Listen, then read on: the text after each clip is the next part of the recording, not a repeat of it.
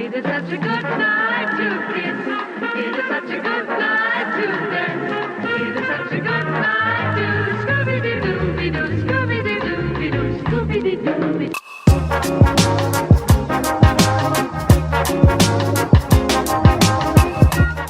Assalamualaikum warahmatullahi wabarakatuh.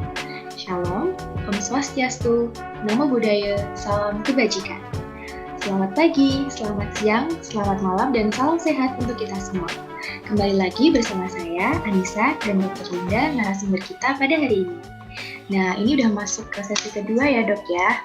Kita akan kembali berbincang-bincang dengan Dr. Linda untuk membahas topik selanjutnya yang gak kalah menarik. Oke, mungkin kita langsung mulai aja ya dok ya? Langsung mulai. Oke. Nah dokter nih, menurut informasi saat kita itu sharing dengan Kepala Desa Tanah Bawah dan Desa Saing, ternyata vaksinasi di Kecamatan Puding Besar di Kabupaten Bangka ini sudah mencapai sampai tingkat desa nih dok. Jadi sebenarnya program vaksinasi ini sudah cukup berjalan dengan baik ya dok ya untuk di sana gitu. Tapi masih ada beberapa masyarakat yang belum berkenan untuk divaksin nih dok. Nah sebenarnya saya juga penasaran sih kenapa kok masyarakat ini belum mau gitu dan belum berkenan untuk divaksinasi. Mungkin kalau dari pengalaman saya sendiri, dari orang-orang di sekitar saya, beberapa orang itu masih terpengaruh dengan informasi-informasi yang beredar di masyarakat, di sosial media, tentang informasi yang menakutkan tentang COVID-19, tentang vaksin COVID-19.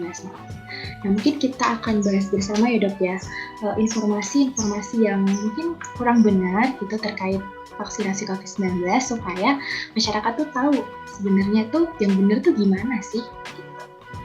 Oke, mungkin kita akan bahas yang paling sering muncul di sosial media gitu, di WhatsApp atau di Facebook atau di Instagram tentang vaksin COVID-19 yang mengandung microchip magnet. Mungkin dokter bisa menjelaskan gimana sih itu dok sebenarnya? Mau nambahin yang tadi ya Mbak ya, mungkin sebagian besar masyarakat kita itu masih takut atau belum mau divaksin itu ya salah satunya mungkin mereka takut sama kipi tadi yang saya jelaskan itu ya, takut sama kipinya, padahal kipi itu ya tadi tidak semua orang kena dan sebagian besar itu kan ringan. Kemudian yang kedua, benar kata Mbak Anissa tadi, karena banyak sekali berita-berita yang beredar di masyarakat kita dan mungkin sebagian besar masyarakat kita belum bisa membedakan ya mana maksudnya berita yang terpercaya dari sumber yang baik atau tidak gitu. Jadi kalau kita bahas yang pertama yang mengandung microchip tadi ya Mbak ya. Jadi sebetulnya saya cerita dulu ya. Jadi saya itu kalau sebagai tenaga kesehatan cari informasi dan belajar itu dari sumber-sumber yang sudah terpercaya, misalnya kayak jurnal-jurnal kedokteran gitu yang memang sudah diteliti sedemikian rupa gitu ya dengan sampel yang besar gitu.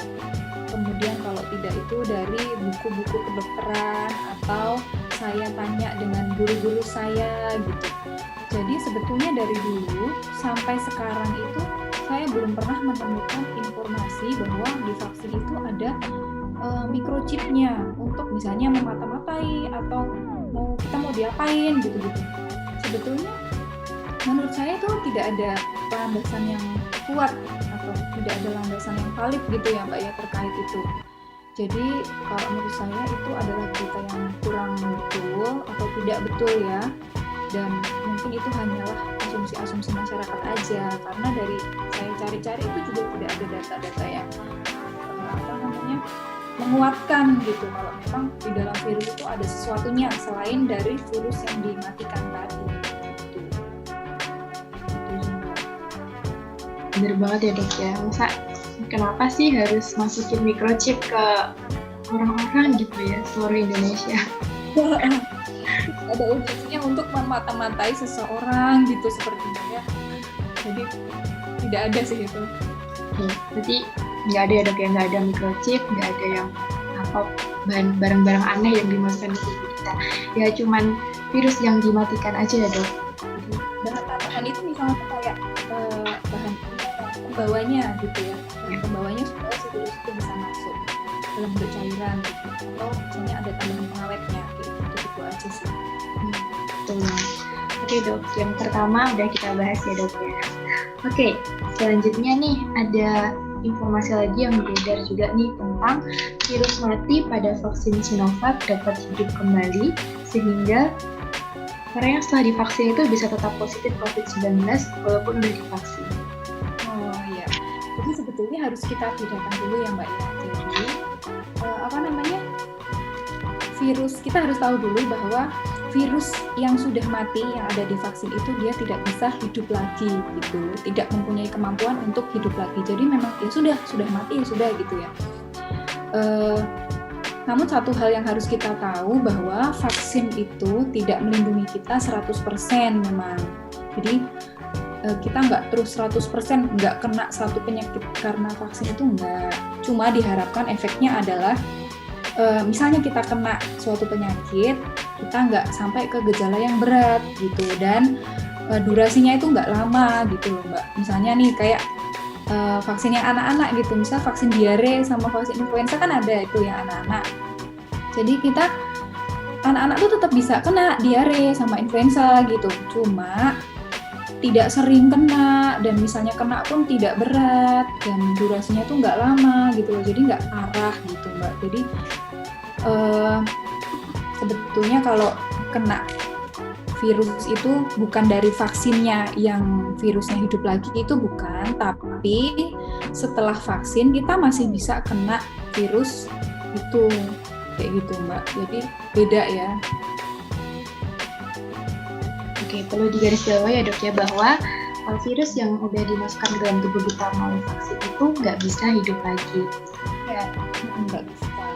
Dan memang vaksin sendiri tuh nggak bisa memberikan perlindungan 100%. Oh, kalau kita udah divaksin, kita nggak akan mungkin sakit COVID-19. Bukan gitu ya dok ya. Tapi memang vaksin ini sendiri mampu mengurangi gejala dari COVID-19 itu sendiri apabila kita benar-benar terpapar COVID-19. Satu lagi informasi yang kita luruskan. Ya. Oke. Next nih dok, ada tentang informasi vaksin COVID-19 menyebabkan anak-anak menjadi autis. Oh iya, jadi tentang autis ya. Jadi sebetulnya dulu itu, kalau tidak salah tahun 1998 itu ada satu peneliti dari Inggris kalau tidak salah ya. Jadi dia itu membuat suatu pernyataan bahwa kemungkinan ada hubungan antara vaksin MMR waktu itu ya sama kejadian autis gitu. Itu masih opini, masih pendapat gitu ya, pendapat dari peneliti. Nah, setelah itu diteliti lebih banyak oleh peneliti-peneliti lain dan dengan sampel yang lebih besar lagi pada saat itu. Dan sampai sekarang juga tidak terbukti adanya hubungan antara si vaksin itu dengan angka kejadian autis gitu. Dan sebetulnya ini sudah dikonfirmasi juga oleh Ikatan Dokter Anak Indonesia bahwa memang tidak ada hubungannya gitu Mbak. Jadi mungkin kalau masih ada yang tahu berita itu jadi takut dan mengkait-kaitkan dengan berita yang dulu itu Mbak. Padahal sebetulnya jurnal yang dikeluarkan oleh peneliti yang pertama tadi itu sudah ditarik gitu. Sebetulnya nggak ada hubungannya dengan autis gitu Mbak. Oke, berarti dulu itu masih pendapat aja ya dari peneliti yang udah lama banget ya dok, itu tahun berapa berita? 98 gitu. Ya, itu udah lama banget dan jurnalnya pun juga udah ditarik. Mungkin lebih digoreng ya sama anggota. Diberitakan kembali, dimunculkan lagi gitu. Padahal sebenarnya masalahnya udah selesai, udah dikonfirmasi juga bahwa tidak ada hubungan vaksinasi dengan autisme pada anak gitu. Oke, itu lagi informasi yang kita luruskan. Baik, next nih dok, ada lagi nih bahwa kan ini ada yang terbaru ini kan COVID varian Delta yang lagi menggemparkan gitu ya, karena penyebarannya yang lebih cepat dan mungkin menyebabkan gejala yang lebih berat pada pasien. Nah, ini ada berita bahwa corona varian Delta itu disebabkan adanya vaksin COVID-19. Itu gimana nih, Dok? Sebetulnya harus kita tahu dulu ya Mbak ya, bahwa salah satu faktor munculnya varian-varian baru dari COVID itu juga dipengaruhi oleh pergerakan sosial yang tadi kita bahas ya. Jadi gini, ketika kita berpindah dari satu lokasi ke lokasi lain, itu kan juga memungkinkan terjadinya penularan virus ke orang lain. Nah, pada saat virus itu berkembang biak ke orang lain gitu kan, itu terjadi memungkinkan terjadinya mutasi genetik si virus itu gitu. Jadi semakin virusnya berkembang biak banyak gitu ya, jadi semakin besar pula kemungkinan terjadinya mutasi genetik dari virus dan memunculkan varian-varian baru dari virus COVID itu tadi. Justru malah vaksin ini menolong kita supaya kita tidak ibaratnya tidak menularkan virus kepada orang lain gitu loh. Gitu sebetulnya. Oke, berarti sebenarnya corona varian Delta ini muncul karena mutasi ya, Dok ya, atau perubahan materi genetik dari virus, karena yaitu virusnya sering sekali berkembang biak, semakin banyak menginfeksi orang. Gitu. Kita pakai vaksin justru kan untuk menyetop si virus itu semakin berkembang biak kayak gitu. Oke, berarti ini nggak benar ya, Dok ya, justru vaksinasi ini yang mencegah penyebaran virus semakin masif seperti itu. Oke, Dok. Ini udah clear ya yang informasi tentang corona varian Delta disebabkan karena adanya vaksinasi COVID-19. Oke, next. Ini yang sempat heboh juga kemarin tentang pemberian obat-obatan pada pasien COVID-19 itu dapat menyebabkan asidosis laktat hingga menyebabkan kematian. Gimana, Dok? Jadi kita harus tahu dulu ya asidosis laktat itu apa. Jadi kalau asidosis laktat itu adalah kondisi di mana tubuh kita itu memproduksi asam laktat yang berlebihan ketika kekurangan oksigen. Dan ini malah justru disebabkan karena virus COVID yang ada di tubuh kita. Biasanya kan mengakibatkan sesak nafas gitu. Jadi tubuh kita itu kekurangan oksigen dan efeknya nantinya akan menimbulkan produksi asam laktat yang berlebihan. Jadi kondisi ini asidosis laktat itu tadi. Nah, justru malah obat-obat yang diberikan oleh dokter tentunya ya dengan sesuai indikasi itu malah membantu supaya tubuh kita itu mampu melawan si virus ini gitu Mbak. Sebetulnya gitu, bukan malah asidosis dikarenakan obat-obat itu, bukan, malah sebetulnya kebalik gitu. Benar banget ya, Dok ya. Berarti informasi tentang obat yang menyebabkan asidosis laktat ini tuh kurang tepat ya, Dok ya. Itu malah kebalik gitu informasinya. Oke, berarti kita bisa luruskan lagi ke masyarakat bahwa masyarakat tuh nggak perlu takut gitu ketika mungkin terkena COVID-19 dan dirawat di rumah sakit dan harus mendapatkan beberapa obat-obatan dari dokter yang sudah dirasakan. Itu nggak usah takut karena itu sudah dipertimbangkan, disesuaikan dengan kondisi tiap-tiap pasiennya. Betul sekali. Nah, oke. Ini ada lagi, Dok, informasi yang tentang COVID-19, yaitu penggunaan ivermectin sebagai obat COVID-19. Kan sempat heboh ya kemarin produksi besar gitu. Namanya ivermectin gitu Mbak. Ya, ivermectin. Okay.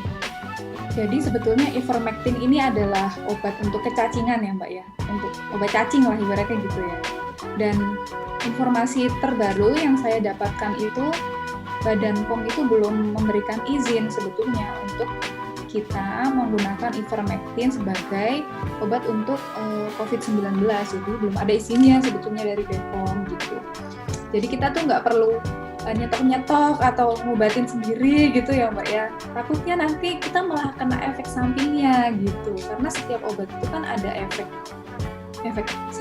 lain selain efek terapeutiknya gitu. Jadi nggak betul sih. Karena dari BPOM aja belum mengeluarkan izinnya ya untuk COVID-19, jadi kita nggak perlu nih nyetok obat ivermectin banyak-banyak atau berburu di e-commerce atau di online shop gitu untuk mencari obat ini. Oke sih dok, itu sempat heboh banget kan ya kemarin, terus sampai di semua sosial media tuh hampir tiap hari saya baca tentang obat ini. Sampai di apotek habis, di e-commerce habis pada jualan gitu-gitu. Itu sebetulnya nggak perlu sih kita itu seperti itu. Ya, gitu banget ya dok ya.